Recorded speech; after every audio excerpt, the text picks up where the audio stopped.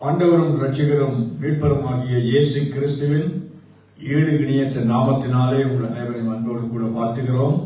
In the name of Jesus Christ, we would like to welcome you. ஆண்டவர் இந்த வருஷம் முழுவதிலும் நம்மை கண்ணின் மணி போல காத்து வழிநடத்தி வந்திருக்கிறார். God has protected us this year. ஆண்டவர் செய்த நன்மைகள் ஆயிரம் ஆயிரம். ஹல்லேலூயா. Amen. God has done many wonders. அவர் செய்த நன்மைகளை சொல்லவே முடியாது. ஹல்லேலூயா. And we cannot thank him enough for all the things that he has done for us. இந்த ஞாயிற்று பரிசுத்த ஓய்வு நாள் தேவ சமூகத்திலே நாங்கள் நன்றி சொல்லுகிற ஒரு நாளாக இருக்கிறது. Amen. Today is a Thanksgiving day. It's a day to give thanks to God. ஏனென்றால் இந்த வருஷம் முழுவதிலும் நம்மை கர்த்தர் கரம் பிடித்து வழிநடத்தி வந்திருக்கிறார். Because this past year God has carried us and he has guided us. வியாதிகள் வந்தன, வேதனைகள் வந்தன, நெருக்கங்கள் வந்தன, எல்லாவற்றிலும் தேவன் நம்மோடு துணை நின்று நம்மை எல்லாவற்றிலும் இருந்து மீட்டு நம்மை காத்து வந்திருக்கிறார். Throughout all the circumstances in our lives, whether sickness or financial any type, God has led us through any storms that we faced. ஆகையினாலே இந்த நாள் ஆராதனை ஒரு நன்றி அறிதலின் ஆராதனையாக, நன்றியுள்ள ஆராதனையாக இருக்க போகிறது. ஹல்லேலூயா. So that is why today is the day of Thanksgiving. It's going to be a Thanksgiving service. கர்த்தருடைய வார்த்தை சொல்கிறது, God's word says, தேவனுக்கு உங்கள் உதடுகளின் கனிகளாகிய ஸ்தோத்திர பலிகளை நீங்கள் ஏறெடுங்கள் என்று வேதம் சொல்கிறது. Amen. Let your praise be the gift and the sacrifice for your God. ஸ்தோத்திர பலிகள் என்றால் தேவனுக்கு நாங்கள் நன்றி சொல்லுவது. ஹல்லேலூயா. So giving him praise is the type of sacrifices. ஆகவே இப்பொழுது இந்த ஆராதனையை கர்த்தருடைய சமூகத்திலே ஒப்புக் கொடுத்து எல்லோருமாய் தேவ சமூகத்தை நாங்கள் நோக்கி பார்த்து ஜெபத்தோடு கூட இந்த ஆராதனைக்குள்ளாய் கடந்து செல்வோம். Let us all focus on God's presence and welcome him in our midst and let's pray. எங்களை அதிகமாய் நேசிக்கிற நல்ல ஆண்டவரே, இந்த அருமையான நல்ல மாலை பொழுதுக்காக உம்மை நன்றிகளோடு துதிக்கிறோம். Father, we want to praise you and thank you, Lord Jesus. தேவரே, எபினேசராய் இருந்து இதுவரையிலும் நம்மோடு கூட நம்மை வழிநடத்தி வந்திருக்கிறீர். Father, you've been with us. Father, you've been Ebenezer. You've been with us today. இந்த நாளிலும் எங்களுடைய உதடுகளின் கனிகளாகிய ஸ்தோத்திர பலிகளை உமக்கு நன்றி பலிகளாக ஏறெடுக்க வந்திருக்கிறோம். Father, we are here, Father, to give you the praise that you deserve. அப்பா, நாங்கள் எத்தனையோ நன்மைகளை மறந்து போய்விட்டோம். Father, there's so many things that you've done for us that we have forgotten. ஆனாலும் நீர் செய்த நன்மைகளை நாங்கள் ஒருபோதும் ஆண்டவரே மறக்கவே இல்லை. ஹல்லேலூயா. Father, we should never forget what you have done in our lives. இந்த நாளிலும் ஆண்டவரே வந்திருக்கிற உம்முடைய பிள்ளைகளை ஆசீர்வதிப்பீராக. Father, may you bless each and every one who is here in God's presence. இந்த ஆராதனையை ஆசீர்வதிப்பீராக. Father, may you bless this time of worship. எங்களோடு இணைந்திருக்கிறதான ஒவ்வொரு பிள்ளைகளையும் நீர் ஆசீர்வதிக்கும்படியாக நான் ஜெபிக்கிறேன். Father, may you bless each and every one who is watching online as well. எத்தனையோ மக்கள் ஆண்டவரே எவ்வளவோ வேதனைகள் பாடுகளோடு கூட இப்பொழுது எங்களோடு கூட இணைந்திருக்கலாம். Father, so many people who are watching right now who might be in difficult situations. ஆனாலும் எல்லாவற்றிலும் நீர் இம்மானுவேல் என்று நம்மோடு கூட இருக்கிறவராக இருக்கிறதற்காக உமக்கு ஸ்தோத்திரம். We want to thank you, Lord Father, because above all, Father, you are Emmanuel and you are the God who is with us. உம்முடைய பிள்ளைகளை நினைவு கூர்ந்து ஆசீர்வதிக்கும்படியாக நான் ஜெபிக்கிறேன். Father, may you remember your people, Father, may you bless them. அப்பா, இந்த ஆராதனையை நடத்துகிற பிள்ளைகளை, வாத்திய கருவிகளை வாசிக்கிற பிள்ளைகளை மற்றும் ஒவ்வொரு ஆண்டவரை ஊழியத்திலே செய்து கொண்டிருக்கிற ஒவ்வொருவருக்காகவும் நான் ஜெபிக்கிறேன். Father, I pray for each and every one who is involved in this time of worship and praise. ஒவ்வொருவரும் உம்முடைய தேவ ஆவியினாலே நிறைந்து கர்த்தருடைய நாமத்தை மகிமைப்படுத்த உதவி செய்வீராக. Father, may you fill each and every one with your Holy Spirit, Father. என்னுடைய நாமத்தை பிரஸ்தாபப்படுத்தும் எந்த ஸ்தானத்திலும் நான் வந்து உங்களை ஆசீர்வதிப்பேன் என்று வாக்கு பண்ணியிருக்கிறேன். Father, you have promised that whoever utters your name, Father, calls out to you, Father, that you will bless them. இந்த மாலை பொழுதிலே அப்பா உம்மை நாங்கள் மகிமைப்படுத்த வந்திருக்கிறோம். Father, we are here to magnify and glorify your name. உம்மை உயர்த்த வந்திருக்கிறோம். Father, we are here to just நீர் உண்மையுள்ள தேவனாக இருக்கிறீரப்பா. Father, you are the truthful God. நீர் எங்களுக்காக நியாயம் செய்கிற தேவனாக இருக்கிறீரப்பா. Father, you are the one who does righteousness. நீர் எங்களுக்கு நீதி செய்கிறவராக இருக்கிறீரப்பா. Father, you are the one who does the right things. நன்மையான ஈவுகளை நீர் தருகிறவராக இருக்கிறீர் கர்த்தாவே. Father, you are the one who is giving us the good things in life. ஆண்டவரே, தொடர்ந்து ஆண்டவரே முடிவு பரியந்தம் உம்முடைய ஆளுகையில் செய்யும்படியாக நான் ஜெபிக்கிறேன். Father, may you continually, Father, be with us and guide us, Jesus. ஒவ்வொரு பகுதிகளையும் நீர் பொறுப்படுத்தி வழிநடத்துவீராக. We want to place everything into your hands. எங்கள் ஆண்டவரின் மீட்பருமாகிய இயேசு கிறிஸ்துவின் நாமத்திலே ஜெபம் கேட்டு நிற்கிறேன் என் ஜீவனுள்ள நல்ல பிதாவே.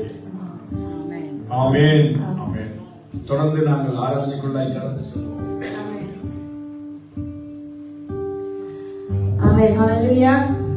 Amen. Amen. இந்த நாள் அப்பா சொன்ன மாதிரி இன்னைக்கு நன்றி ஆராதனை இருக்கின்றது. So today is a day of Thanksgiving. We're going to give thanks to God for everything that He's done in our lives. இந்த கடந்த வருஷம் தேவன் எங்களுடைய வாழ்க்கையில என்ன செய்தவர் நினைவு கூர்ந்து தேவனுக்கு நாங்கள் நன்றி செலுத்த ஒன்றாக கூடி வந்திருக்கிறோம். Hallelujah. So முதலாவது நாங்க சங்கீதம் 150 நாங்க அனைவரும் ஆங்கிலமும் தமிழ்ல நாங்க வாசித்து தேவனுக்கு நாங்க நன்றி செலுத்துவோம். So let's turn our Bible to Psalms chapter 150. We'll be reading it in Tamil first and then in English. முதலாவது நாங்க தமிழ்ல வாசித்து பின்பு நாங்க ஆங்கிலத்துல வாசிப்போம். Amen. Hallelujah. தேவனை அவருடைய பரிசுத்த ஸ்தலத்தில் துதியுங்கள். அவருடைய வல்லமை விளங்கும். ஆகாய விரிவை பார்த்து அவரை துதியுங்கள். அவருடைய வல்லமையுள்ள கிரியைகளுக்காக அவரை துதியுங்கள். மாட்சிமை பொருந்திய அவருடைய மகத்துவத்திற்காக அவரை துதியுங்கள். எக்கால துணியோடு அவரை துதியுங்கள். வீணையோடும் சுரமண்டலத்தோடும் அவரை துதியுங்கள். தம்புரோடும் நடனத்தோடும் அவரை துதியுங்கள். யாரோடும் தீங்குழலோடும் அவரை துதியுங்கள். ஓசையுள்ள கைத்தாளங்களோடும் அவரை துதியுங்கள். பேரிசையுள்ள கைத்தாளத்தோடும் அவரை துதியுங்கள். சுவாசமுள்ள யாவும் கர்த்தரை துதிப்பதாக. அல்லேலூயா. ஆமென். இப்பொழுது ஸ்டெஃபனி ஆங்கிலத்தில் வாசிப்பார்கள். Praise the Lord. Praise God in His sanctuary. Praise Him in His mighty heavens. Praise Him for His acts of power. Praise Him for His surpassing greatness. Praise Him with the sounding of the trumpet. Praise Him with the harp and lyre. Praise Him with timbrel and dancing. Praise Him with the strings and pipe. Praise Him with the clash of cymbals. Praise Him with resounding cymbals. Let everything that has breath praise the Lord. Amen. Amen. Hallelujah. So கடைசி வசனம் சொல்லுகிறது, சுவாசமுள்ள யாவரும் கர்த்தரை துதிப்பதாக. Amen. So it says, let everything that has breath praise the Lord. I think we're all breathing right now. And எல்லாரும் சுவாசமுள்ள ஜீவங்களா இருக்கிறவங்க நான் விசுவாசிக்கிறேன். Amen. So இன்னைக்கு நாங்க உற்சாகமாக கரங்களை தட்டி நாங்க தேவனை நாங்க ஆராதிப்போம். Hallelujah. அவர் நல்லவர், அவர் வல்லவர், அவர் கிருபை என்றும் உள்ளது. His grace and mercy endure forever. So we're going to give praise and thanks to our Lord. Hallelujah.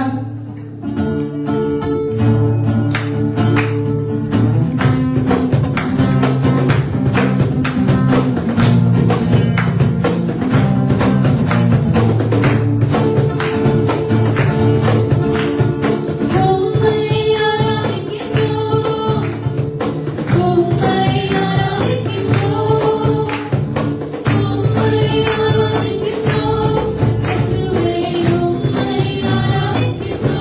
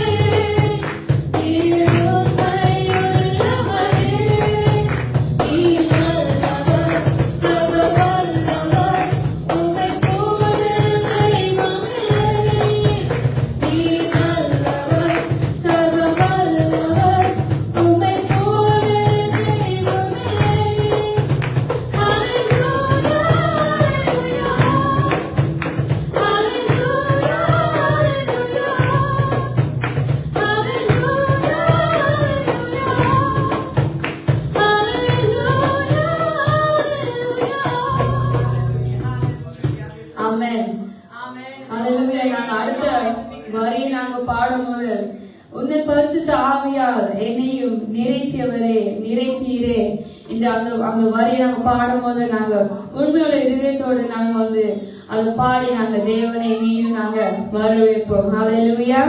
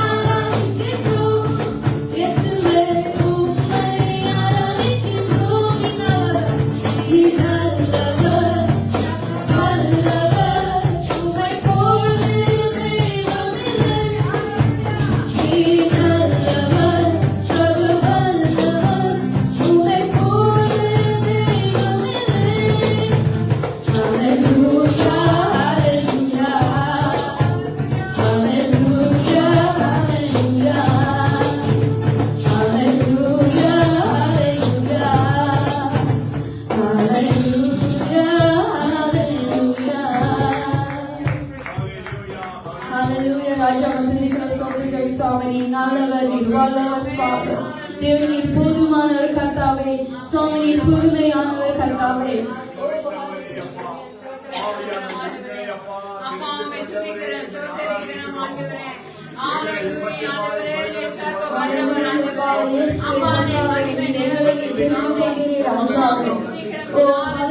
பாவியான எங்களை கர்த்தாவே, தேவன் நீர் வேண்டிய கர்த்தாவே, தேவனே ஒரு அன்புக்கு அருளிலே கர்த்தாவே, உம்முடைய ஈவு கர்த்தாவே, சுவாமி கர்த்தாவே. ஓ ஹல்லேலூயா, தேவனை ஆராதிக்கிறோம் சுவாமி. முழு விளக்கோடு முழு இதயத்தோடு கர்த்தாவே, முழு ஆத்மாவோடு கர்த்தாவே ஆராதிக்கிறோம் இயேசுவே. ஓ ஹல்லேலூயா, ஹல்லேலூயா. நன்றி இயேசு, ஹல்லேலூயா. ஆமென். தேவன் எங்கள் வாழ்வில் எத்தனையோ நன்மைகள் எங்கள் வாழ்வில் செய்தார். ஹல்லேலூயா. அது சொல்லவே நாள் முடியாது. ஹல்லேலூயா. தேவன் பல நன்மைகள் எங்கள் வாழ்வில் செய்திருக்கிறார். God has done so many wonders in our lives. Things sometimes forgotten, but today is the day to just rethink about the things that He has done for us, things that we have overseen, that we thought is just simple, but it's a big thing. Hallelujah. சில காரியங்கள் அது சிறிசா இருக்கலாம், உணவா இருக்கலாம், உடையா இருக்கலாம், ஆனா ஒவ்வொரு நாளும் எங்களை குறையில்லாம தேவன் பாதுகாத்திருக்கிறார். Hallelujah. He has carried us and He has guided us without any kind of things that we missed. Hallelujah. Any lack, Father. So we're just going to give Him thanks and praise. Hallelujah.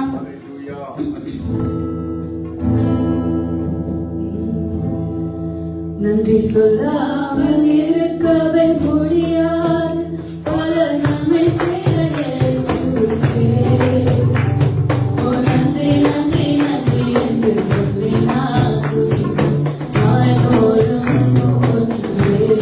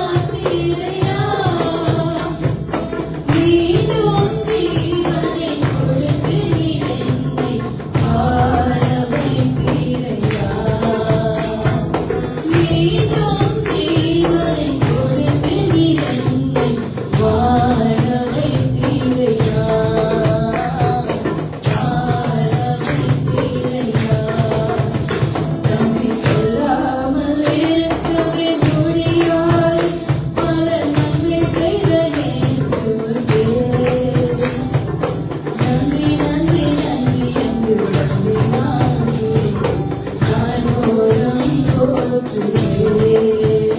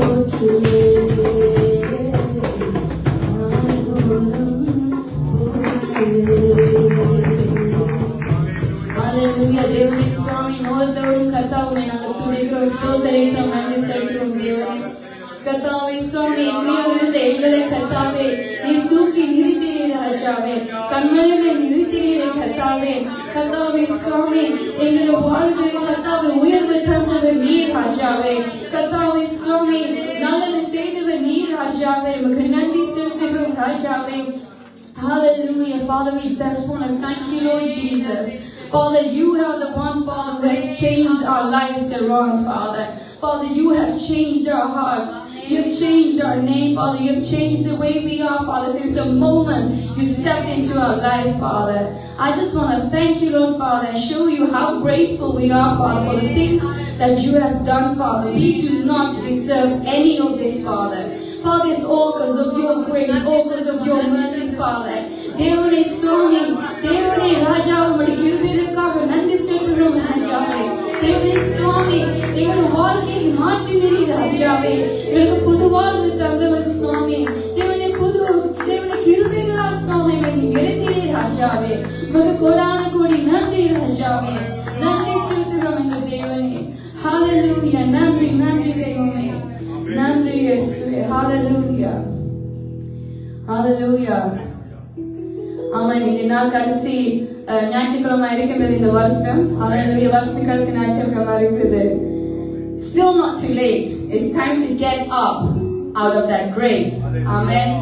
இன்றைய நாள் நீங்க தேவனுக்காக நீங்க வந்து எழுந்து பிரகாசி ஒளி வந்ததுன்னு சொன்னபடி இன்றைய நாள் கூட உங்களோட வாழ்க்கையை நீங்க தேவனுக்கு கொடுக்க தயாரா இருந்த கர்த்தர் நிச்சயமா உங்களோட வாழ்க்கையை மாற்ற கர்த்தர் ஆயத்தமா இருக்கின்றார். Hallelujah. I thank God. Hallelujah. தேவன் வந்து சேற்றில் இருந்த எங்களை கண்மலை மேல் தேவன் நிறுத்தியிருக்கிறார். Hallelujah. நாங்கள் அந்த தேவனை நாங்கள் நன்றி செலுத்த போறோம்.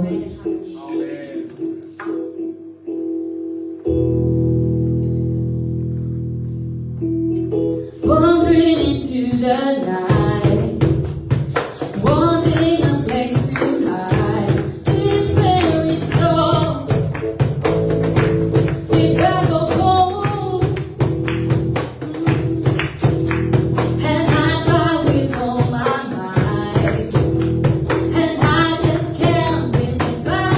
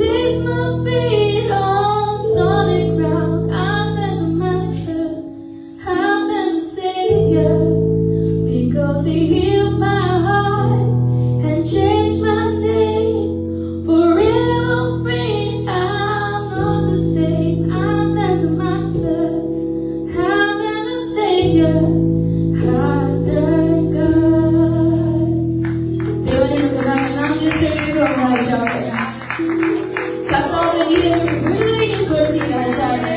உங்களுடைய ரத்தத்தினால் கர்த்தாவே நீர் எங்களை கழுவி ராஜாவே. புது வாழ்க்கை நீர் தந்தீர் ராஜாவே. கர்த்தாவே நீர் சுவாமி கர்த்தாவே நீர் செய்த நன்மைகளுக்கு கர்த்தாவே முடிவில்லை ராஜாவே. எங்கேயோ இருந்து எங்களை கர்த்தாவே நீர் எங்களை இந்த மாதிரி நீர் கொண்டு வந்து நிறுத்திருக்கிறீர்கள் ராஜாவே. உமக்கு கோடான கோடி நன்றி செலுத்துகிறோம் ராஜாவே. Hallelujah. Oh, we are free. We are free. தேவனே, because of your blood, தேவனே ரத்தத்தினாலே கர்த்தாவே எங்களுக்கு சுவாமி இலவசமாய் நீர் கொடுத்தீரே ராஜாவே. இலவசமாய் ஒரு பரிசாக இந்த உலகத்தில் நீர் வந்தீரே ராஜாவே.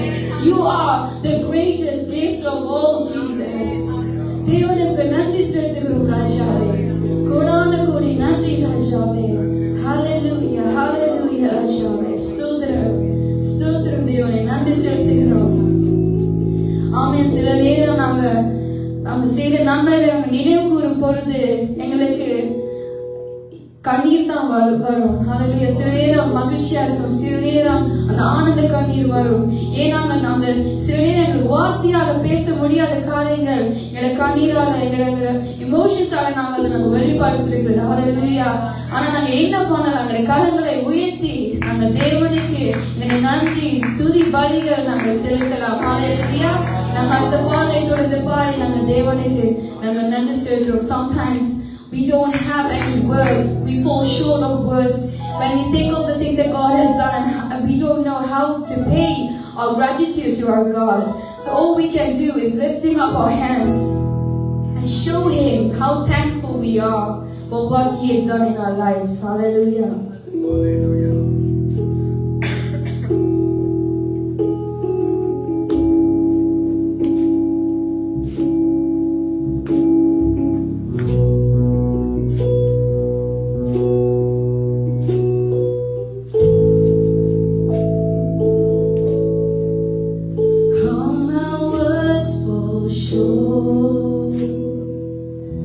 I got nothing new.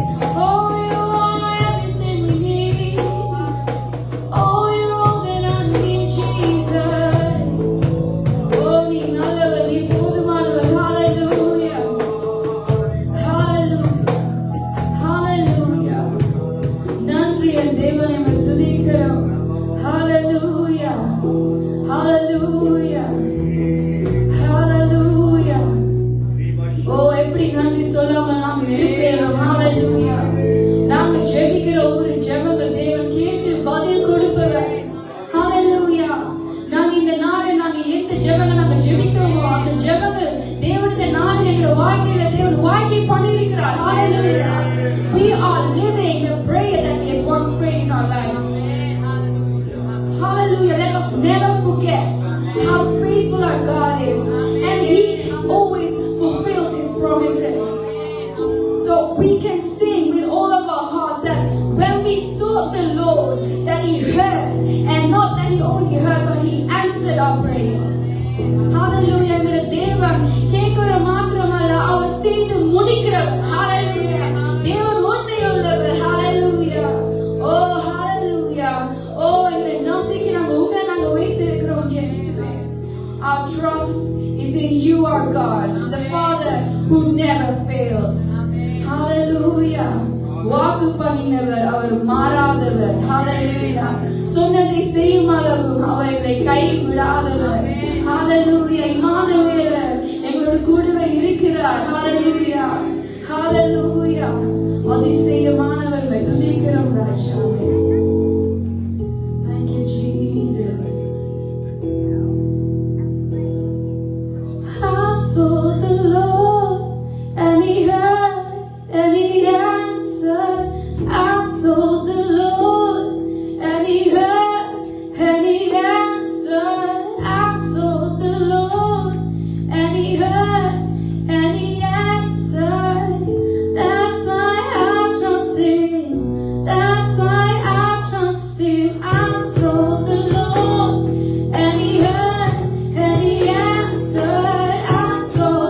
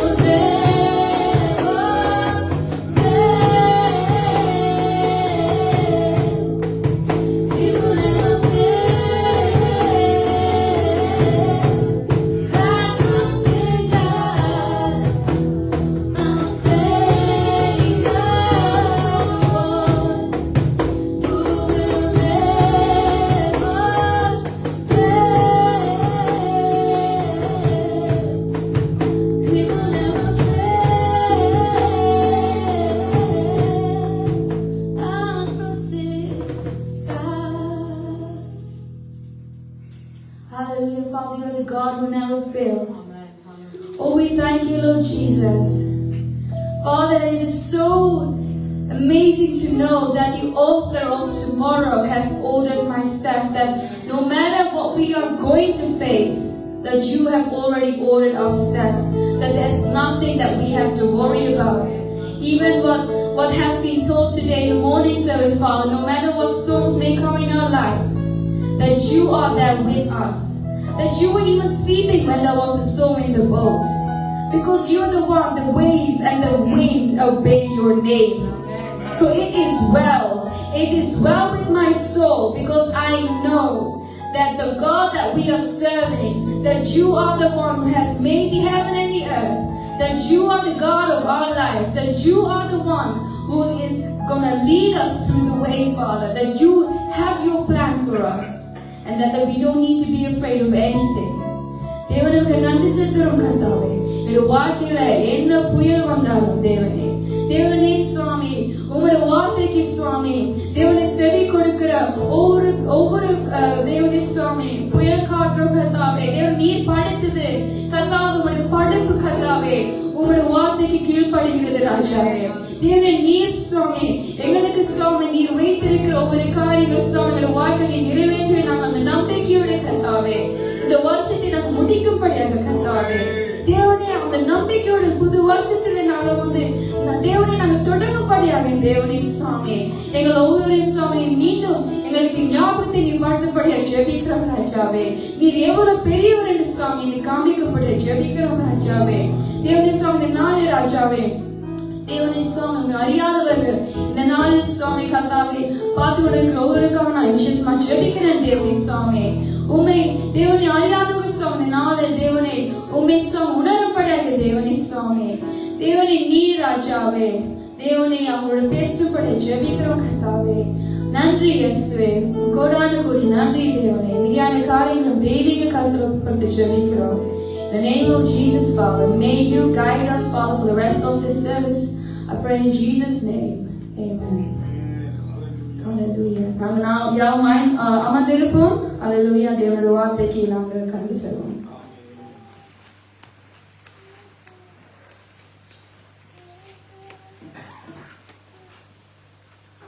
Hallelujah. கர்த்தராகிய இயேசு கிறிஸ்து நாமத்தில் உங்கள் அனைவரும் மறுபடியும் வாழ்த்து வரவேற்கிறோம். நான் நினைக்கிறேன் ஆண்டவர் உங்களுக்கு ஒரு அருமையான ஆராதனை கட்டளையிட்டு இருந்தார் என்று சொல்லி. I want to believe that God brought us and that God has brought us for a beautiful worship today. ஆம், ஏனென்று சொன்னால் நாங்கள் ஆராதனை நாங்கள் செய்கிற பொழுது தேவனை அவருடைய பிரசன்னத்தை நாங்கள் இங்கே உணரக்கூடியதாக இருக்கும். ஆமென். When we worship the Lord, His presence is within us. ஆம், அங்கே மகளும் மருமகளுமாக சேர்ந்து தேவனுடைய நாமத்தை மகிமைப்படுத்தி அவரை துதிக்க நாங்கள் இந்த இடத்துல கூடி வர தேவனுக்கு செய்த கிருபைக்காக நான் கர்த்தருக்கு நன்றியுள்ள மனதோடு ஸ்தோத்திரிக்கிறேன். Thank the Lord for the grace and mercy He has given me and my family to see my daughter and my daughter-in-law both worship Him. ஆம், இந்த வேளையில் நாங்கள் வேதத்துக்கு உதாரணமாக நாங்கள் ஆரம்பத்திலே நாங்கள் வாசித்திருந்தோம்.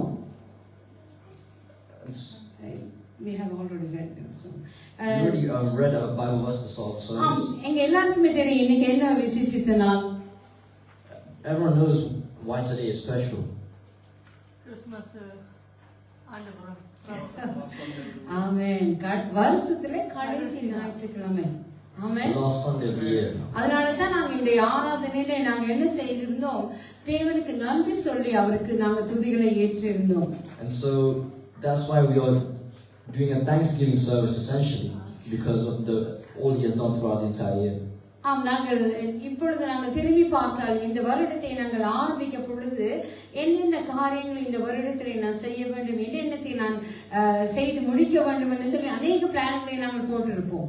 So at the beginning of this year 2025 we would have made resolutions, we would have made goals and objectives. இதனால அது என்னன்னு சொல்லி நான் உங்களுக்கு சொல்லி கேட்க போகிறது இல்ல. I'm going to ask you to reveal those goals. மறந்து போயிருப்பீங்க சிலர். Some of you may have forgotten them. ஆம், நாங்கள் பார்க்கிறோம் ஒரு இப்ப நாங்கள் ரசிக்கப்பட்ட பிறகு நாங்கள் ஆண்டவரை இயேசுவை ஏற்றுக்கொண்ட பிறகு நாங்கள் அடுத்ததாக என்னத்தை குறித்து நாங்கள் எதிர்பார்த்திருப்போம். And so when we accept Jesus, what are we expecting next? What is next in our journey? நான் கடந்த கிழமையிலே நாங்கள் கடைசி மெழுகுதிரியை ஏற்றிருந்தோம். அது என்ன அட்வென்ட் மெழுகுதிரிகளை நாங்கள் ஏற்றி அங்கே தேவனுடைய வருகைக்காக காத்திருக்கிறோம் என்று சொல்லி அதை சிம்பிளைஸ் பண்ணி அதை ஒரு உதாரணமாக நாங்கள் அங்கே செய்திருந்தோம். So last Sunday we lit the last and final candle of the Advent, and so we prepared for Jesus' second coming essentially. அது சரி. ஆனால் நாங்கள் எப்பொழுதும் என்னத்தை யோசிப்போம் என்று சொன்னால், அநேகர் கேட்கிற கேள்வி இல்லை என்றால் நாங்கள் எங்களையே நோக்கி கேட்கிற கேள்விகள் அநேகம் உண்டு. A question that many of us ask each other, or many that we ask ourselves. நாங்கள் யோசிப்போம், பரலோகம்னா அது எப்படி இருக்கும் அப்படின்னு சில யோசிச்சிருப்போம். நாங்கள் எல்லாரும் யோசிச்சிருப்போம் இல்லையா? All of us have thought, what will it be like in heaven? அப்போ அங்க போனோன்னு எங்களோட பாடி என்ன விதமான சரீரத்தோட நாங்க அங்க இருப்போம் நீங்க யோசிச்சிருப்பீங்களா யாராவது?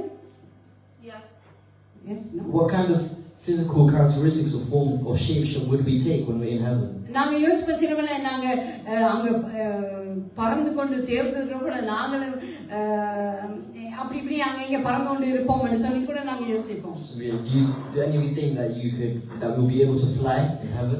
நாங்க நேத்து நாளே டிரைவ் பண்ணப்ப கூட நான் அதை குறித்து யோசிச்சு கொண்டு வந்திருந்தேன். I was even thinking about this last night on a long drive. நாங்க போகும்போது யோசிக்கிறேன், அந்த நாங்க டக்குன்னு ஒரு இடத்தை நாங்க சொல்லிட்டு பீம் பண்ணினா எப்படி இருக்கும், அது ரொம்ப ஈஸியா இருந்திருக்கும் எங்களுக்கு அப்படின்னு. So I was thinking, how easy would life be if all we have to do is put in a location and we're teleported there? அது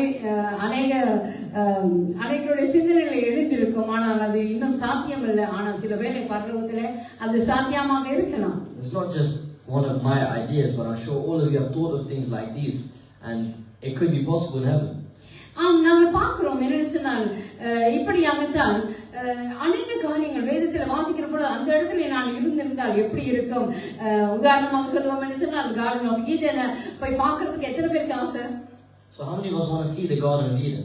அது மாத்திரமல்ல, அநேகர் மரித்து போன எங்களுடைய சகோதரர்களா இருக்கலாம், எங்களுடைய கிராண்ட்பா கிராண்ட்மா இவங்களெல்லாம் பார்க்கறதுக்கு நாங்கள் ஆசையா இருப்போம் இல்லையா? And how many of you want to see relatives that may have passed away or friends that may have passed away? நாங்க சிலவளை யோசிச்சு பார்க்கலாம், என்ன விதமான ஒரு ஃப்ரெண்ட்ஷிப் அங்க இருக்கும் என்று சொல்லி. And you might think, will we be able to kindle new friendships in heaven? அங்கே நாங்கள் என்ன செய்து கொண்டிருப்போம் பரலோகத்திலே என்று. So what will we be doing in heaven exactly? சிலவளை அங்கேயும் போயிட்டு நாங்க ஒரே பைபிள் ஸ்டடியும் இந்த வேதம் இதெல்லாம் தான் செஞ்சுக்கிட்டு இருப்போமா? Will there just be Bible studies and sermons and lectures in heaven? அங்கேயும் நிறைய காங்கிரிகேஷன் இப்படி கூட்டங்கள் அப்படி இருக்குமா என்று சொல்லி நாங்கள் யோசித்திருப்போம். Will there be a congregation in heaven? ஆனால் இங்கே வேதத்திலே இது எல்லாத்துக்குமே பதில் நாங்கள் காண முடியாது. So the Bible does not answer all our questions about heaven. ஏன்னு சொன்னா அங்கே போயிட்டு கல்யாணம் இருக்குமா, பிள்ளை பெறுவார்களா, இதுகள் அது என்று சொல்லி நாங்கள் யோசிக்கிற மனித தன்மையான காரியத்துக்குரிய இடம் அல்ல அது. And so some of us believe that there is another marital life after death, in heaven. But heaven is not for worldly ideas or worldly beliefs. நாங்கள் அங்கே ஒரு புத்தகம் ஒன்று எழுதப்பட்டு இருந்தது. And there is a book, 50 remarkable events pointing to the end என்று சொல்லி ஒரு ரைட்டர் 1997ல அங்கே அவர் ஒரு புக்கை எழுதியிருந்தார். 50 remarkable events pointing to the end, written in 1997. அதுல என்ன சொன்னதுன்னு சொன்னா, 2000ஆம் ஆண்டு இயேசு கிறிஸ்து திரும்ப இந்த உலகத்துக்கு வருவார் என்று சொல்லி ஒரு கால்குலேஷனை அங்கே அவர்கள் போட்டிருந்தார்கள். It was a calculation, a prediction that Jesus would return by year 2000. ஆனால் இன்னொரு ஃபெயிலியர் என்னன்னு சொன்னா, இப்படியாக இயேசு கிறிஸ்து இங்கே வரப்போகிறார், அப்போது வரப்போகிறார் என்று அநேகர் ப்ரெடிக்ட் பண்ணது இது ஒன் ஆஃப் தி ப்ரெடிக்ஷனா இருந்தது. And this is one of the many attempts to predict the second coming of Jesus. ஆனாலும் அது தோல்வியிலே முடிந்தது. And they all ended in failure. நாங்கள் அதனால தான் நாங்கள் அங்கே ஆயத்தப்படுத்துகிற கமிட்டியில இல்லாமல் தேவனை வரவேற்கிற கமிட்டியிலே நாங்கள் இருக்கிறோம். இரண்டால் ஆயத்தம் என்று சொல்லி அங்கே அவர் எப்பொழுது வருவார், எங்கே வருவார் என்று தெரியாதபடியினாலே நாங்கள் என்ன செய்யறோம், அவருக்காக நாங்கள் காத்திருக்கிறவர்களாக இருக்க வேண்டும். And that's why I said I believe that we should be on the welcoming committee of Jesus rather than the planning committee that is planning or predicting when Jesus is going to come again. நாங்கள் பார்க்கிறோம் அங்கே வெளிப்படுத்தல் 22ஆம் அதிகாரம் 11ஆம் வசனம் இப்படியாக சொல்லுகிறது. எடுக்க தேவையில்லை, நான் சொல்லிக்கொண்டு போகிறேன். See in Revelation chapter 22 verse 13 it says, அங்கே நானே அங்கே ஆரம்பமும் முடிவுமா இருக்கிறேன் என்று சொல்லி அங்கே அது சொல்லப்படுகிறது. It says I am the Alpha, I am the beginning and the end. ஏனென்று சொன்னால் அவர் தான் ஆரம்பமும் அவர் முடிவுமாக இருக்கிறார். Because he is both the beginning and the end. நீங்க யோசிக்கலாம், ஆரம்பமும் முடிவும் ஒரே மாதிரியான காரியம் அல்ல. You might think the beginning and the end are both very distinct things. ஆனாலும் அங்கே சில காரியங்கள், அங்கே ஒற்றுமையான காரியங்கள் அங்கே உண்டு. But there's certain similarities that we can make to both the beginning and the end. ஆம், இந்த நாளிலே ஆராதனைக்கு முன்பதாக நாங்கள் 150வது சங்கீதத்தை நாங்கள் வாசித்திருந்தோம். See, before we began the service, we read Psalms chapter 150. அது 1லிருந்து 6 வரை நாங்கள் வாசித்திருந்தோம். Verses 1 to 6.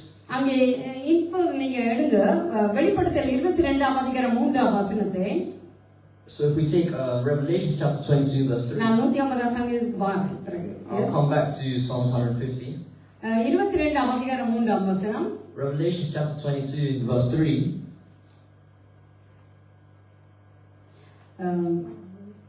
No longer will there be any curse. The throne of God and of the Lamb will be in the city, and his servants will serve him. Revelation 22. 22.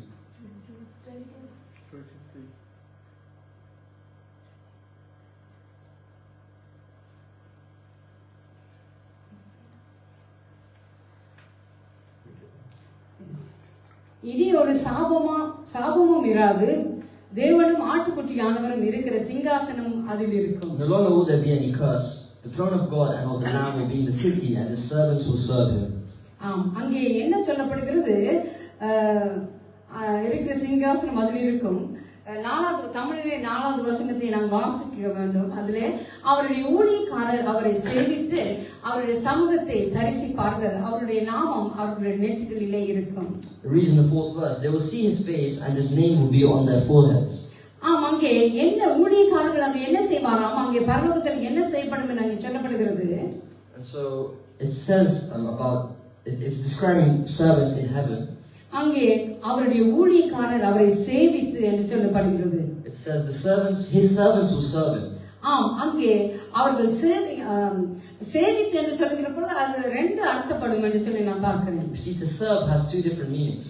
சேவிக்கிறது என்று சொன்னால் ஒரு அர்த்தம் என்னவென்று சொன்னால் அங்கே அவர்கள் ஊழியம் செய்வது. One meaning to serve is to do ministry. மற்றது தேவனை நாங்கள் அங்கே துதித்து ஆராதிப்பது, அது இன்னொரு வகைப்படும். And the other meaning to serve is to worship and praise him. ஆம், தேவனை முகமுகமாக நாங்கள் இப்பொழுது 150வது சங்கீதத்துக்கு வருவோம். 156வது வசனத்திலே B பகுதியை நாங்கள் பார்த்தா, So we turn our Bibles back to Psalms chapter 150. அங்கே தேவனை முகமுகமாக நாங்கள் தரிசிக்கிற ஒரு காலம் உண்டு.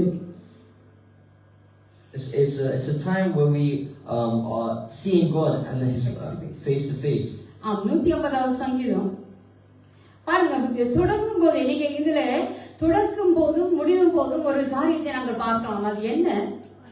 And so in both the beginning and the end we can see something. ஹalleluya. பாருங்க, இன்னைக்கு இந்த வசனத்தை நான் ஆயத்தப்படுத்துகிற பொழுது It says praise the Lord in both the beginning and the end. And so when I was preparing the sermon, அப்ப நான் யோசிச்சேன், இந்த நாளைக்குரிய appropriate காரியமா ஆண்டவரே நீங்க இதை கன்ஃபார்ம் பண்ணணும் அப்படின்னு சொல்லி. And so I was debating whether this was appropriate or not, and I asked God. ஆனால் இந்த நாளிலே அந்த பாடலின் மூலமாக அது நிச்சயமாகவே அது கன்ஃபார்ம் பண்ணப்பட்டது. And so the songs that were sang today in the worship confirmed it for me. இந்த சங்கீதம் என்ன சொல்லுது? அல்லேலூயா என்று ஆரம்பிக்கிறது, அல்லேலூயாவிலே முடிகிறது. Because what the song says is that it begins with both praise the Lord and ends with praise the Lord. ஆம், ஏனென்று சொன்னால் அல்லேலூயா என்றால் என்ன அர்த்தம்? What hallelujah means? தேவனுக்கு மகிமை உண்டாவதாக. அதான் 150 சங்கீதத்தில் 6ஆம் வசனத்துல B பகுதியிலே நாங்கள் பார்க்கிறோம், அவருக்கு சுவாசமுள்ள யாவரும் அவரை துதிப்பதாக என்று சொல்லி அங்கே முடிகிறதை பார்க்கிறோம். Hallelujah means glory to God. So it says in the 6th verse, let everything that has breath praise the Lord. Amen. Amen. ஆம், நாங்கள் தேவனை நாங்கள் அங்கே இந்த வருடத்தை ஆரம்பத்திலே நாங்கள் எப்படி ஆரம்பித்தோம்? And so how did we begin this year? சிலரை பார்த்தீங்கன்னா அவங்க எங்கேயோ பப்ல ஸ்டார்ட் பண்ணியிருப்பாங்க. Some people may have begun their year in a pub. சில வருத்தமா இருந்தால் ஹாஸ்பிட்டல்ல ஆரம்பிச்சிருப்பாங்க. Some may have begun their year in sickness. எனக்கும் அப்படி ஒரு வருடம் இருந்தது. I once started the அந்த வருடம் in sickness as well. என்ன சொன்னா, அந்த வருடம் தொடங்குற பொழுது நான் அப்பொழுது ஈடனோட பிரெக்னெண்டா இருந்தேன். ஆனால் அந்த வருடத்திலே நான் தனிமையாக அங்கே ஹாஸ்பிட்டல்ல இருந்து அந்த நாளை கழிக்க வேண்டியதாக இருந்தது. And so there was a point in which someone in my family was in the hospital. I was there. was pregnant with Eden. is when I was in the hospital when I was pregnant with Eden, and obviously I was there during the New Year. அப்போ நாங்க என்ன சொல்ல வருகிறோம்னா, நாங்கள் வருடத்தை நாங்கள் என்ன செய்வோம், தேவனுடைய பிள்ளைகளாக இருக்கிற நாங்கள் என்ன செய்வோம், அங்கே தேவனுக்கு மகிமைப்படுத்தி அவரை துதித்துக் கொண்டுதான் நாங்கள் வருடத்தை ஆரம்பிக்கிறோம். And so we should start the year by praising and glorifying the Lord, giving Him the glory. கர்த்தருக்கு ஸ்தோத்திரம். நாங்கள் இந்த நாள் வரை தேவனுக்குள்ளாக நாங்கள் ரட்சிக்கப்பட்ட இந்த நாட்கள் வரை கர்த்தர் எங்களை அவருடைய சமூகத்திலே அவரை துதித்து அவரை ஆராதித்தபடி நாங்கள் ஆரம்பிக்க எங்களுக்கு உதவி செய்திருக்கிறோம். Praise the Lord because He allowed us to be here in His presence today and has allowed us to be within His presence during the year. அங்கே ஒரு வருடத்துல அங்கே ஆஸ்பத்திரியில் இருந்து, ஆனால் அநேக வருடங்களாக நாங்கள் தேவனுடைய சமூகத்துல அங்கே வருடம் பிறக்கிற பொழுது பிள்ளைகளாக குடும்பங்களாக தான் நாங்கள் அங்கே தேவனுடைய சமூகத்தில் அதை ஆரம்பித்திருக்கிறோம். So there was a year, and this year that I was in the hospital during the new year, and during this transition period we gave glory to God no matter what. அங்கே தேவனுக்கு நாங்கள் மகிமை சொல்லி அங்கே அவரை துதிகளை சொல்லி இந்த வருடத்தை நாங்கள் ஆரம்பித்திருந்தோம். We started this year by giving glory to God. ஆனால் அதே போல தான் நாங்கள் பார்க்கிறோம், இந்த வருடத்தை நாங்கள் முடிக்கிற பொழுது கூட நாங்கள் என்ன செய்கிறோம், இந்த நாளில நாங்கள் தேவனை துதித்து அவரை நாங்கள் மகிமைப்படுத்தினோம். And just like that we started this we're going to start this year. அங்கே நாங்கள் எங்கெல்லாம் சிலர் யோசிக்கலாம், நாங்கள் ஐயோ ஒரு இடத்துல தான் துதிக்கலாம் என்று. அப்படி அல்ல, தேவனை நாங்கள் எல்லா இடத்திலுமே நாங்கள் துதிக்க முடியும். So you might think we can only praise the Lord if we are at church and during when the clock strikes 12. அங்கே முதலாவது வசனம் அதை தான் சொல்லுகிறது. So it says in the first verse, அல்லேலூயா, தேவனை அவருடைய பரிசுத்த ஸ்தலத்தில் துதியுங்கள், அவருடைய வல்லமை விளங்குமாக விரிவை பார்த்து அவரை துதியுங்கள் என்று அங்கே சொல்லுகிறது. it says praise the Lord, praise God in His sanctuary, praise Him in His mighty heavens. அது மாத்திரமல்ல, இரண்டாவது வசனம் என்ன சொல்லுகிறது, It says in the second verse, அங்கே தேவனை அங்கே எல்லா இடத்திலுமே நாங்கள் அவரை துதிக்க வேண்டியவர்களாக இருக்கிறோம். it says second verse, Yes. praise Him for His acts of power, praise Him for His surpassing greatness. அங்கே நாங்கள் பார்க்கிறோம், அவருடைய வல்லமையுள்ள கிரிகளுக்காக அவரை துதியுங்கள், மாட்சிமை பொருந்தி அவருடைய மகத்துவத்திற்காக அவரை துதியுங்கள் என்று சில வார்த்தை சொல்லுகிறது. And so we should praise Him for His acts of power and His mightiness and His greatness. மூன்றாவது 5 நாங்கள் வாசித்தால், And so if you read verses 3 to 5, அங்கே எக்கால துணியோடு அவரை துதியுங்கள், சுரமண்டலத்தோடும் அவரை துதியுங்கள், தம்புரோடும் நடனத்தோடும் அவரை துதியுங்கள், யாழோடும் தீங்குழலோடும் அவரை துதியுங்கள், ஓசையுள்ள கைத்தாளங்களோடும் அவரை துதியுங்கள், பேரோசையுள்ள கைத்தாளங்களோடும் அவரை துதியுங்கள் என்று சொல்லப்படுகிறது. praise Him with the sounding of the trumpet, praise Him with the harp and lyre, praise Him with timbrel and dancing, praise Him with strings and pipe, praise Him with the clash of cymbals, praise Him with resounding cymbals. ஏனென்று சொன்னால் அவர் மகிமையுள்ள தேவனாய் இருக்கிறார். Because He is the God, the mighty God. அவரை நாங்கள் அங்கே வருடத்தின் ஆரம்பத்திலே அவரை துதித்து அவருடைய சமூகத்திலே நாங்கள் ஆரம்பிக்க வேண்டும்.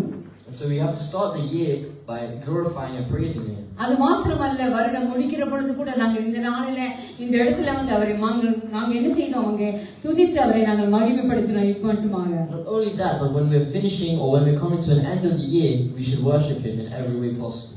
நாங்கள் முதலிலே பார்த்தது போல 22ஆம் அதிகாரம் வெளிப்படுத்தலுக்கு நாங்கள் அங்கே போவோம் என்று சொன்னால், So we read earlier Revelation chapter 22 verse 3.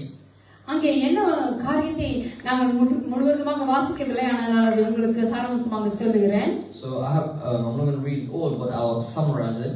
நான் சொன்னேன், ஆரம்பத்தில் நாங்கள் தேவனை அங்கே துதித்து இந்த வருடத்தை நாங்கள் ஆரம்பித்தோம். அதே போல இந்த வருடத்தை நாங்கள் அங்கே துதித்தே நாங்கள் முடித்துக் கொண்டிருக்கிறோம். And so we began this year by praising Jesus, and so we're going to end it the same way. அதே போல எங்களுடைய வாழ்க்கையில எங்களுக்கு ஆரம்பம் ஒன்று இருக்கு, அதுல முடிவும் ஒன்று இருக்கிறது. So in our lives there is both a beginning and an end. நாங்கள் அங்கே எங்களுடைய ஆங்கில சபையில அங்கே நான் பேசும் பொழுது நான் எப்பொழுதுமே இதை அவர்களுக்கு நான் சொல்லுவேன்.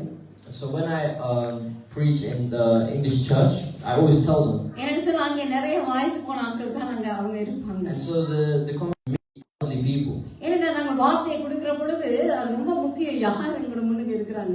So when you give a word, it's most important that your sermon is targeted towards the audience. ஏன்னா சொன்னா நீங்கள் வாலிபர் மத்தியில பேசுகிற பொழுது உங்களுக்கு மரணம் வரப்போகிறது, அதுக்காக நீங்கள் ஆயத்தப்பட வேணும், ஆண்டவருக்காக நீங்க செயல்பட வேண்டும் சொன்னா அவரும் சொல்லுவாங்க, ஐயோ அதுக்கு இன்னும் 4 இருக்கு அப்படின்னு. And so if you're preaching to the youth, they're talking and going on and on about sickness and how death is fast approaching and how they should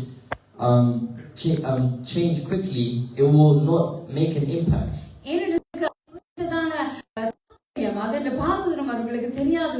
Because they're not at a point where they know the consequence or they don't feel like death is approaching them. அதே போல Sunday ஸ்கூல்ல சின்ன பிள்ளைகளை மத்தியில பேசுகிற பொழுது நாங்கள் அவர்களிடத்தில் பெரிய ஆவிக்குரிய காரியங்களை நாங்கள் சொல்லி அவர்களை நாங்கள் வழிநடத்த முடியாது. And so if we start similarly, if we go to a Sunday school and start talking about the Holy Spirit and start talking about the consequences of your sins, it will scare them more than it will help them. அதே போலதான் இந்த நாளில நாங்கள் இங்க இருக்கிற இங்க எல்லாருக்குமே நாங்கள் இங்கே பலதரப்பட்ட வயதினர்கள், சிறு வயதிலிருந்து பெரியவர்கள் நாங்கள் இங்கே கூடி இருக்கிறோம். So here we are basically in all ages. We have both youth and middle-aged and elderly. நான் அவர்களுக்கு அங்கே நான் சொல்ல வந்த காரியம் என்னவென்று சொன்னால் அவர்களுக்கு நான் சொல்லுவேன், நாங்கள் பிறந்த நாளிலே நாங்கள் மரித்து போவது என்று சொல்லுகிற காரியம் ஒரு நிச்சயமான ஒரு காரியம். And so when the one thing that we are promised when we are born is death.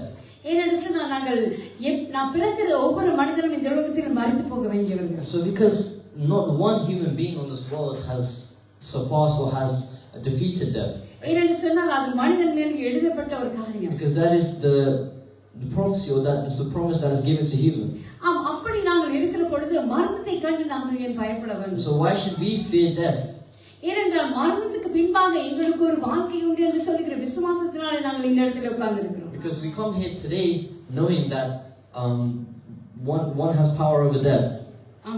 There's a life after death. That there is life after death. அப்போ நாங்கள் பார்க்கிறோம் இந்த இடத்துல இருக்கிற எங்களுக்கு ஒரு விசுவாசம் உண்டு. And so for us here we have faith, we have belief. ஒரு நம்பிக்கை உண்டு. We have hope. நான் சொல்ற காரியம் என்ன சொன்னா, நாங்கள் பிறப்புக்கும் இறப்புக்கும் இடையில தேவன் கொடுத்திருக்க இந்த காரியத்தை எங்களுக்கு அவர் கொடுத்திருக்க இந்த ஊழியத்தை நாங்கள் செய்து கொண்டு இருக்க வேண்டியவர்களாக இருக்கிறோம். So the purpose of our life between the day of birth and day of death is that we are to spread His word, spread His gospel. ஏனென்று சொன்னா மரணம் என்பது நிச்சயமான ஒரு காரியம். Because death is guaranteed. ஏனென்றால் அதிலிருந்து யாருமே தப்பிக்க முடியாது. No one can escape death. அப்படி நாங்கள் நினைப்போம் என்று சொன்னா எங்களை போல பரிதாபப்படக்கூடிய ஆட்கள் ஒருவருமே இல்லை. And so if we believe that we can escape death, then there is no one more affected or mentally than us. அந்த மரண பயம் எங்களுக்கு இல்லாமல் போகும் என்று சொன்னால் எங்களுடைய வாழ்க்கையில எந்த பிரச்சனை வந்தாலும் நாங்கள் அதை சந்திக்க தயாராக இருப்போம். ஆமென். And so if we do not have the fear of death, then we are able to come against or tackle any problems that come towards us. ஏனென்று சொன்னால் இயேசு மரணத்தை ஜெயித்தவர். Because Jesus is the only man who defeated death. அதனால தான் நாங்கள் அவரை விசுவாசிக்கிறோம். So that is why we believe Him. ஆமென். ஹல்லேலூயா.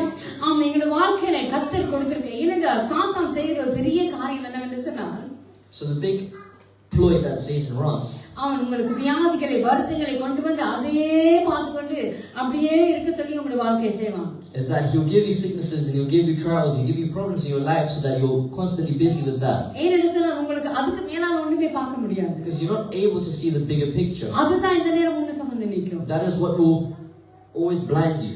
அதனாலே நாங்கள் புத்தி உள்ளவர்கள். சில வேளை பாருங்க, வேதத்துல ஒரு வசனம் வந்து சில வேளை உங்களுக்கு பிள்ளை ஒரு தடையாக இருக்கும், இல்லைன்னா மனைவி உங்களுக்கு தடையா இருக்கு, உங்களுக்கு கணவன் உங்களுக்கு தடையா இருக்கு. இப்படியான காரியங்களை நீங்கள் மேற்கொண்டு அங்கே தேவனுடைய ஊழியத்தை நீங்க செய்ய வேண்டியவர்களாக. So every person in this room has or will have their personal issue with a family member or with finances or etc. இங்க இருக்கிறவர்களுக்கு அப்படி இருக்கிறது நான் சொல்ல வரவில்லை. அநேகர் அங்கே சோசியல் மீடியாவில் பார்த்து கொண்டிருக்காங்க. அவர்கள் வாழ்க்கை அவர்களுக்காகவும் நான் பேசி கொண்டிருக்கிறேன். Not only you guys here, but everyone in the world has a problem or has something that they're dealing with. ஏனென்று சொன்னால் ஆண்டவர் கொடுத்த அந்த அழைப்பை நாங்கள் என்ன செய்யக்கூடாது, இங்கே உலகத்தில் இருக்கிற சிறிய காரியங்கள் அதை எங்களை அங்கே தவிர்க்காதபடி எங்களை தடுத்து நிறுத்தாதபடி நாங்கள் தேவனுக்குள்ளாக நாங்கள் அதை நாங்கள் என்ன செய்வாது புரிந்து கொள்ள வேண்டும். So we shouldn't let the world, the small problems of the world distract us from what the race that we are truly running and why we have come to this world. இந்த வருடத்தை நாங்கள் துதியிலே ஆரம்பித்தோம், துதியிலே நாங்கள் முடித்துக் கொண்டு இருக்கிறோம். So we began this year with praise and we should ended with the same. ஆனா எங்களுடைய வாழ்க்கையை நாங்கள் இயேசுவோடு கூட நாங்கள் ஆரம்பிக்கிறோம், அவரோடு கூட தான் எங்களுடைய வாழ்க்கையை முடிக்க வேண்டும். ஹalleluya. And so we started our lives with Jesus, and so we should end it the same way. அதாவது ஆங்கிலத்தில் சொல்லும்போது it should be always about Jesus. Amen.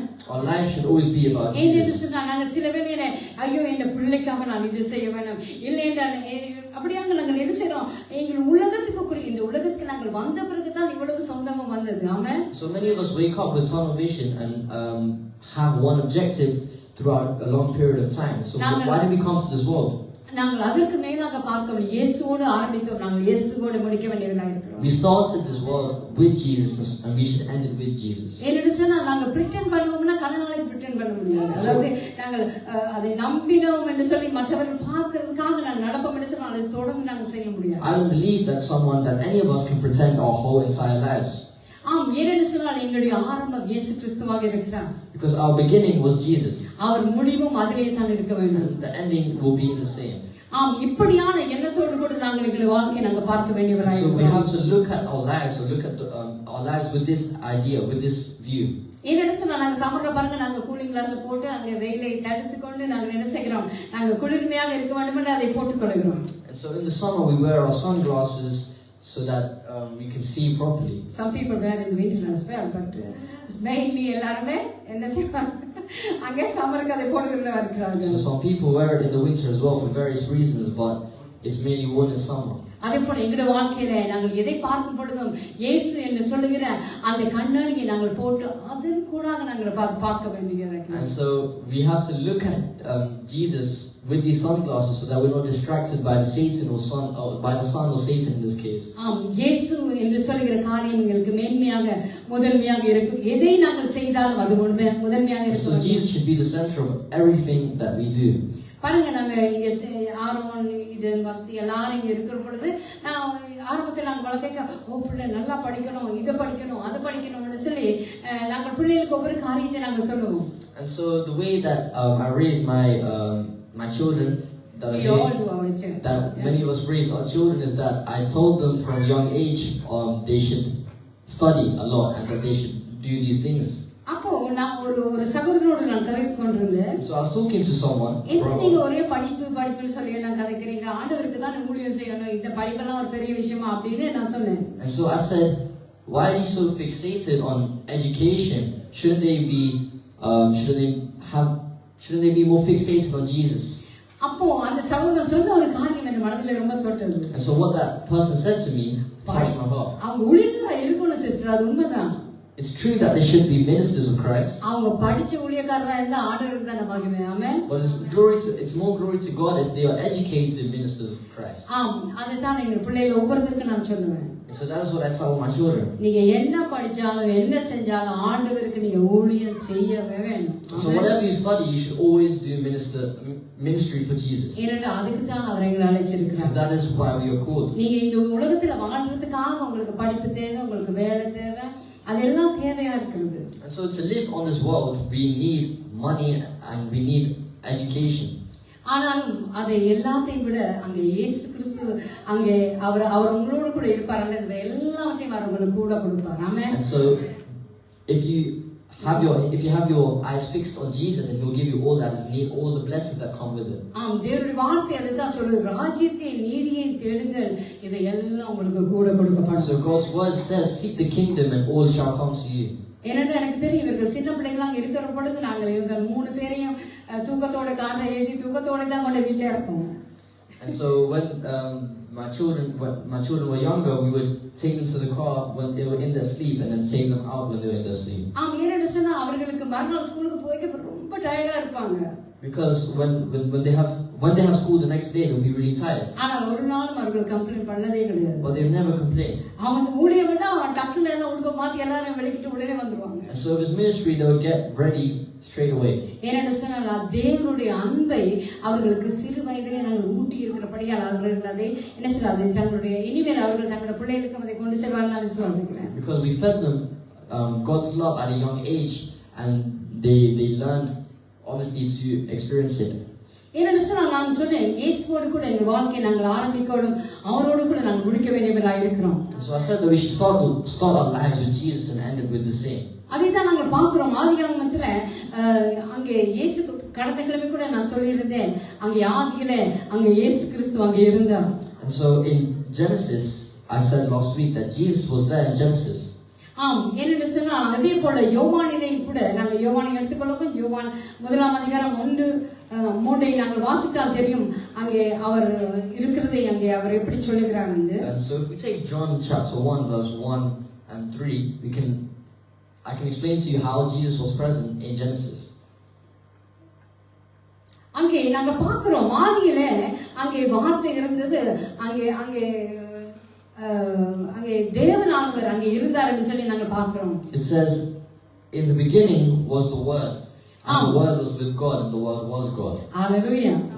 ஆம், அவர் அங்கே வார்த்தை அங்கே இருந்த ஆதியிலே வார்த்தை இருந்தது, அந்த வார்த்தை தேவனிடத்தில் இருந்தது, அந்த வார்த்தை தேவனாய் இருந்தது. Hallelujah. In the beginning was the word, and the word was with God, and the word was God. நான் கடந்த கிழமையிலே சொல்லி இருந்தேன், அங்கே பிதாவானவர் ஆவியானவர் இருந்தார், அதே போல இயேசு கிறிஸ்துவும் அங்கே ஆதியிலே அவர் வார்த்தையாக இருந்து அந்த வார்த்தை மூலியமாக அங்கே உலகம் அங்கே ஆரம்பிக்கப்பட்டது என்று சொல்லி நான் சொல்லி And so I இருந்தேன். said that Jesus was present in Genesis as the word, because Jesus is the word. ஆம், அங்கே அதைத்தான் அங்கே யோவான் சாணகன் யோவான் அங்கே எழுதியிருக்கிறது நாங்க பார்க்கிறோம். This is what John was explaining. அதே போல நாங்க வெளிப்படுத்தல் 20:13 நாங்க வாசிக்கிறோம். It says in the 13th verse. அதே போல தான் பாருங்க, உலகம் எப்படி ஆரம்பித்ததோ அது அங்கே இயேசுவின் வருகையோடு கூட அது முடிவடைய போகிறதை நாம் பார்க்கிறோம். And so we see that the world started and began with Jesus and will end with Jesus. அங்கே அவர்கள் அதை ஸ்ட்ரைக்காக அதை சொல்லவில்லை என்றாலும் அதன் வாசிக்கிற சாராம்சம் அதை தான் சொல்லுகிறது. It doesn't say that exactly at the end, but if you read the Revelations, it will explain that. ஆம், அங்கே நாங்கள் அநேக காரியங்களை பார்ப்போம் என்று சொன்னால் தேவன் இப்படியாக அங்கே ஆரம்பத்திலே அவர் எங்களோடு கூட இருக்கிறது போல அவர் தொடர்ந்து எங்கள் முடிவு வரைக்கும் அவர் எங்களோடு இருக்க போகிறார். And so if we read, what we looked at today was that Jesus is there in the beginning. Jesus was there in both